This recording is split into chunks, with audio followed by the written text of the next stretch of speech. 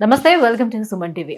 ఒక చిన్న గాయం, ఒక చిన్న ఇన్ఫెక్షన్ పెద్దగా పట్టించుకోకుండా కేర్లెస్గా వదిలిపెట్టేస్తుంటాం. అదే ఇన్ఫెక్షన్ మన ఎముకల వరకు కూడా అది పాకి అది బోన్ ఇన్ఫెక్షన్కి దారితీస్తూ ఉంటుంది. సో ఎలాంటి సందర్భాల్లో ఈ బోన్ ఇన్ఫెక్షన్ అనేది మనం చూస్తాం, ఎవరిలో ఎక్కువగా చూస్తాం. దీన్ని ఒకవేళ పట్టించుకోకుండా వదిలేస్తే ఎంతవరకు దారితీసే అవకాశం ఉంటుంది, దీనికి అందుబాటులో ఉన్నటువంటి ట్రీట్మెంట్స్ ఏంటి, ఈ విషయాలన్నీ అడిగి తెలుసుకుందాం. మనతో పాటు ఉన్నారు డాక్టర్ ఉదయ్ కే రెడ్డి పాల్భాయ్ గారు, orthopaedic and robotic surgeon, Legacy hospital from Madhapur 100 feet road. Hello sir. Sir, bone infection అనేది ఏ రకంగా వస్తుంది, ఎలా వస్తుంది? కేవలం చిన్న చిన్న దెబ్బలతో మాత్రమే వస్తుందా, వూండ్ కవర్ అవ్వక? ఇంకా ఏమైనా రీజన్స్ ఉంటుందా? చిన్న సినారియో చెప్తాను. ఓకే, ఒక బైక్ రైడింగ్ చేసుకుంటూ ఫాస్ట్గా వెళ్తున్నాడు నైట్స్. ఇది common scenario. This is a very common scenario that we encounter day to day లైఫ్లో. యాక్సిడెంట్స్ కామన్గా జరుగుతాయి. ఎక్కడ పడతారంటే రోడ్ మీద పడతారు. హెల్మెట్ ఉంటుంది కాబట్టి హెడ్ సేఫ్. ఓకే, పడంగానే ఇంపాక్ట్ ఈధర్ చేతుల పైన కానీ కాళ్ళ పైన కానీ ఉంటుంది. కాళ్ళు సపోజ్ ఇంపాక్ట్ అయింది అనుకోండి, అంటే ఫస్ట్ గ్రౌండ్ని కాలు తగిలింది అనుకోండి, ఆ ఇంపాక్ట్ వల్ల ఆ ఫోర్స్కి పెరుగుతుంది. That's the mechanism, right? ఇప్పుడు తొడ అనుకోండి, ఇక్కడ అనుకోండి, కండు ఉంటుంది, ఇంపాక్ట్ కాస్త తీసుకుంటుంది. మోకాలు కింద ఉన్న బోన్ అంటే టిబియా, కాల్లో ఉన్న బోన్ చుట్టూతా మీరు గమనించినట్టయితే డైరెక్ట్ గా బోన్ ఉంటుంది. కండ ఓన్లీ వెనక మాత్రమే ఉంటుంది. మజిల్ ఎక్కడ ఉంటుందో అది ప్రొటెక్ట్ చేస్తుంది. కాల్తో ప్రాబ్లం ఏంటంటే మజిల్ ఉండదు. అలాంటి మజిల్ వెళ్ళేసి ఇలా గుద్దుకుంటుంది, విరిగిపోతుంది. కండ ఉంటే కండలోకి గుచ్చుకుని పోతుంది. కండ లేకపోతే డైరెక్ట్ చర్మాన్ని చించుకొని బయటికి వచ్చేస్తుంది. క్లియర్? Simple logic. ప్రాబ్లం ఎక్కడ వస్తుందంటే మన రోడ్స్లో ఉండాల్సిన చెత్త అంతా ఉంటుంది. ఉమ్ము అక్కడే, దుమ్ము అక్కడే, చెత్త అక్కడే, బుట్ట అక్కడే, యూరిన్ కూడా అక్కడే, పిటి పాన్ పరాగ్ అక్కడే, ఆకులు అక్కడే, రాళ్ళు అక్కడే, రైట్? అదంతా విరిగింది అలా తీసుకొని మళ్ళీ లోపలికి వెళ్తుంది, రైట్?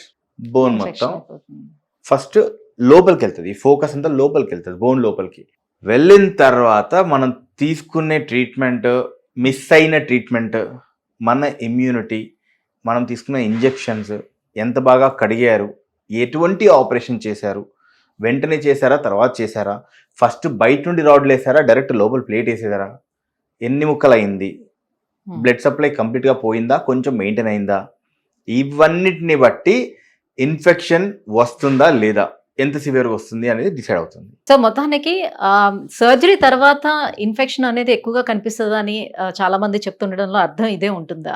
సో వాళ్ళు పడిపోయిన తర్వాత సర్జరీ అనేది జరుగుతుంది. సర్జరీ తర్వాత ఇన్ఫెక్షన్ అనే ఒక మూఢనమ్మకాన్ని తీసేయండి please. Surgeons are good now. Okay, ఒకప్పుడు ఏంటంటే మనకు ఫెసిలిటీస్ ఏం లేనప్పుడు, యాంటీబయాటిక్స్ పెద్దగా లేనప్పుడు, క్లీన్లీనెస్ లేనప్పుడు, చిన్న చిన్న ఓటీస్లో ఇంత సొఫిస్టికేటెడ్ ఓటీసే లేవు ఒకప్పుడు, రైట్? ఎక్విప్మెంటే లేదు, అంటే ఇన్ని యాంటీబయాటిక్స్ వాడాలన్న రూల్సే లేవు. ఓకే, ఒక 30-40 ఇయర్స్ బ్యాక్ మా నాన్నకు కూడా అయిందండి ఫ్రాక్చర్, ఫీమర్ ఫ్రాక్చర్. అప్పుడులో ఆప్షన్ లేదు. He lost his limb by almost 3-5 centimetres limb length తగ్గిపోయింది.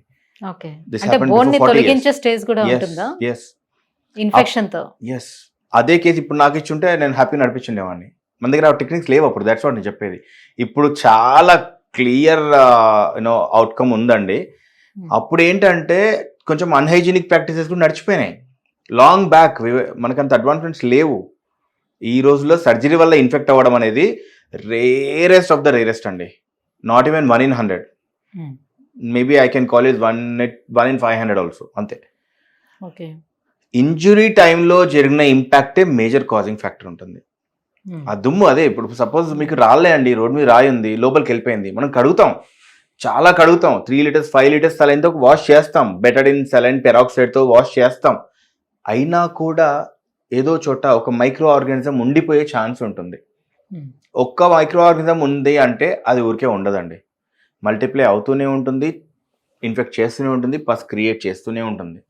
ఓకే, సో ఇంతకు ముందు లాగా ఇప్పుడు బోన్ని రిమూవ్ చేయడానికి ఆస్కారం లేకుండా ఎలాంటి ట్రీట్మెంట్స్ ఉన్నాయి మన దగ్గర? బోన్ రిమూవ్ చేయడం అంటే మీరు ఒక పార్ట్ ఆఫ్ ద బోన్ తీయడం అనుకుంటున్నారా, కాల్ తీసేయడం అంటున్నారా? ఒక part of the bone. Part of the bone ఇప్పుడు తీసినా కూడా ప్రాబ్లం లేదు యాక్చువల్గా. దాన్ని మళ్ళీ రీగ్రో చేయొచ్చు. చాలా టెక్నిక్స్ ఉన్నాయి. ఓకే. కొంచెం పార్ట్ తీసేసి హైట్ అప్ అండ్ డౌన్ అయింది. కాస్మెటిక్స్ కోసం హైట్ పెంచుకోవడం that's different, that's total different ball game. అవసరం కొద్దీ దీన్ని లింబ్ లెంత్ ని కరెక్ట్ చేయడం ఇస్ డిఫరెంట్. సపోజ్ ఒక పార్ట్ ఉంది, ఇన్ఫెక్ట్ అయింది, చచ్చిపోతుంది ఆ పార్ట్. బాగా ఇన్ఫెక్ట్ అయ్యి అవుట్ పోరింగ్ పస్ వచ్చింది అనుకోండి, ఆ ఎముకని లోపల నుండి తినేస్తుంది. బోన్ ఉంటుంది, అలాగే ఉంటుంది, చూడడానికి షేప్ అలాగే ఉంటుంది, బట్ వీక్ ఉంటుంది. వెయిట్ బేరింగ్ తీసుకోదు, బరువు తీసుకోదు. కొన్ని చోట్ల స్క్లీరోసిస్ అంటే గట్టి పడిపోతుంది, కొన్ని చోట్ల వీక్ అయిపోతుంటుంది, ఇంటర్మిక్స్డ్ ఉంటుంది. సపోజ్ ఈ బోన్ అనుకోండి, ఇక్కడ గట్టి ఉంటుంది, ఇక్కడ వీక్ ఉంటుంది, ఇక్కడ గట్టి ఉంటుంది, ఇక్కడ వీక్ ఉంటుంది, ఇక్కడ గట్టి ఉంటుంది, ఇక్కడ వీక్ ఉంటుంది, ఇక్కడ గట్టి ఉంటుంది, ఇక్కడ వీక్ ఉంటుంది, అట్లా అనమాట. సో ఓవరాల్గా ఏంటి, weak bone, it can't take weight. దాంతోపాటు సివియర్ అయిందనుకోండి, బోన్ కరిగిపోతుంది, తినేస్తుంది, లిటరల్లీ తినేస్తుంది. సో అలాంటప్పుడు ఇంకా సివియారిటీని బట్టి ఫస్ట్ ఇన్ఫెక్షన్ కంట్రోల్ చూసుకోవాలి. ఫస్ట్ చీము తీస్తాం, తీసి టెస్ట్కి పంపిస్తాం.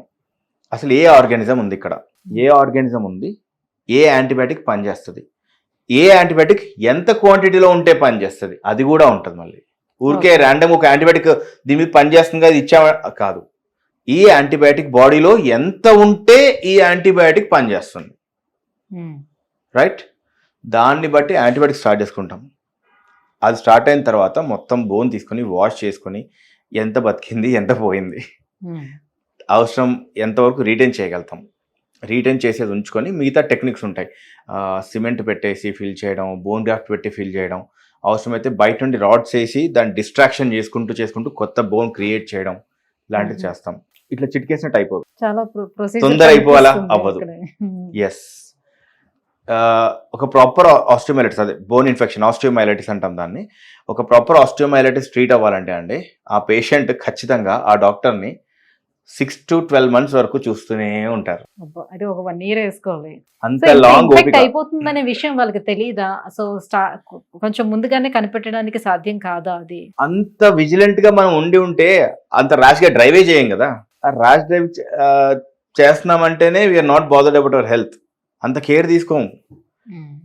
హింట్ ఇస్తుంది బాడీ ఖచ్చితంగా హింట్ ఇస్తుంది. ఎక్కడైనా ఇన్ఫెక్షన్ ఉంది అంటే బాడీలో ఫీవర్ ఉంటుంది.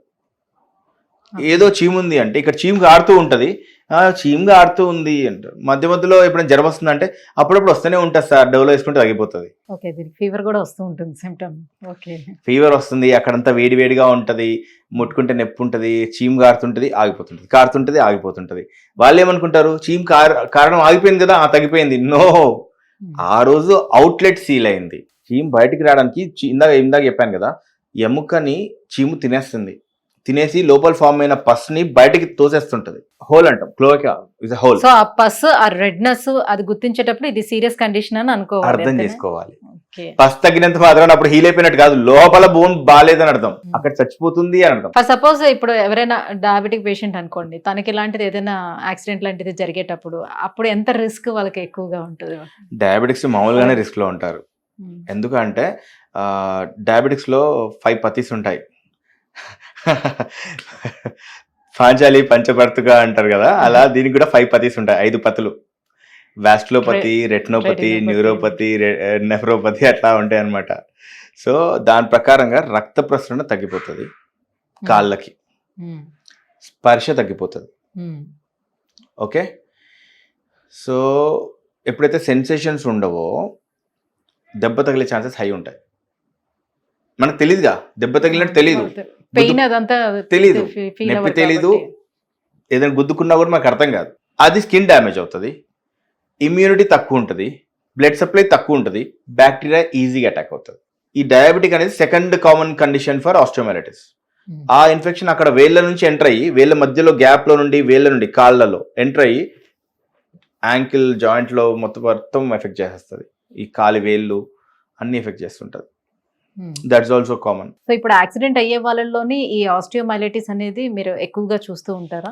కామన్ సినారియో యంగ్ లో అయితే యాక్సిడెంట్స్ ఉంటాయి.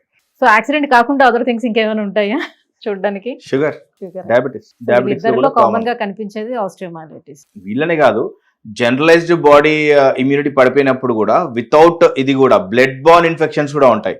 సపోజ్ నా లోపల బ్లడ్ లో ఇన్ఫెక్షన్ ఉందనుకోండి, అది వెళ్ళేసి అట్లా త్రూ మై బ్లడ్ పాస్ అవుతూ ఉంటుంది, జాయింట్స్ దగ్గర వెళ్ళి ఆగుతుంది, కొన్ని రోజులు జాయింట్ తినేయడం అయిపోయింది అనుకోండి, దాని కింద బోన్కి వెళ్తుంది. అది ఇంకో దారి దానికి. డైరెక్ట్గా వచ్చి బోన్ని కొట్టడం ఒకటి, బ్లడ్ ద్వారా జాయింట్ ద్వారా బోన్కి వచ్చి చేరడం ఇంకొకటి. కొంచెం తక్కువ ఆఫ్ కోర్స్ ఫ్రీక్వెన్సీ, కామన్ అయితే ఇది డైరెక్ట్ ఇంపాక్ట్ ఎక్కువ ఉంటుంది. సో దీన్ని చేసేటువంటి సర్జరీ ట్రీట్మెంట్స్ కూడా లాంగ్ ప్రాసెస్ ఇదంతా కూడా. ఖచ్చితంగా అట్లీస్ట్ 2 నుంచి 3 సర్జరీస్ పడతాయండి. ఒక సర్జరీలో అయిపోతే వస్తాము అంటే రాకండి అంటాను నేను. ఒక సర్జరీలో అవ్వవు. Most of the cases will go for 2 to 3 surgeries. అప్పుడే ఒక ప్రాపర్ కాల్ క్రియేట్ అవుతుంది. ఇన్ఫెక్షన్ అంతా కూడా తీయాలి కదా.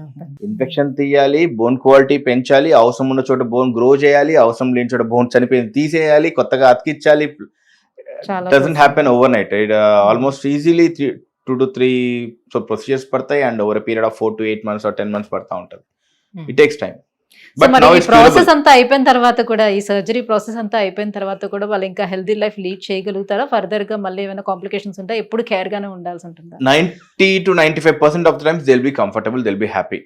రికరెన్స్ అంత ఏమి ఉండదు. బట్ 1 in 100 డెఫినెట్లీ ఫెయిల్ అయ్యే ఛాన్సెస్ ఉంటాయి. మళ్ళీ ఫెయిల్ అవుతే ఇంకా మళ్ళీ దాన్ని ట్రీట్ చేసుకోవాలి. Again the saga repeats. Thank you sir, thank you so much. So osteomyelitis అంటే ఏంటి, సో ఎవరిలో ఎక్కువగా చూస్తాం, దీని ప్రొసీజర్ అంతా కూడా, సర్జరీ ప్రొసీజర్ ఎలా ఉంటుంది ఏంటనే విషయాలను అవగాహన కల్పించినందుకు థ్యాంక్ యూ సో మచ్.